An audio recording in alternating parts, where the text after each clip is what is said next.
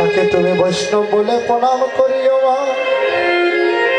আরেকটা কথা বলি মা গো, বৈষ্ণব দেখিয়া দেবা না নোয়ায় মুন্ড, তার মুন্ড পড়ে গিয়া মা গো নরকের কুণ্ড।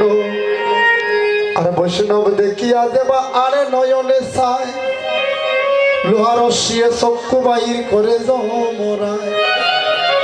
সেই বৈষ্ণব আনবে মা, সেই যে বৈষ্ণবের দ্বারা তোমার কৃষ্ণ প্রেম জাগ্রত হবে, কৃষ্ণ ভক্তি থেকে অনুরাগ আসবে, অনুরাগ থেকে যখন নয়নে গলিত দ্বারা সৃষ্টি হয়ে যাবে, তাকে তুমি বৈষ্ণব বলে প্রণাম করিও নিতাই গৌর। আর যাকে দেখলে আত্ম অহংকার অভিমানের সঞ্চার হয় মা, তুমি তার কাছে যাইও না মা। যেজন কৃষ্ণ বলে কাঁদিতে জানে, তার চরণ দুলি অঙ্গে মেখে তার চরণ দুলায় গড়ি দিয়ে যাইও।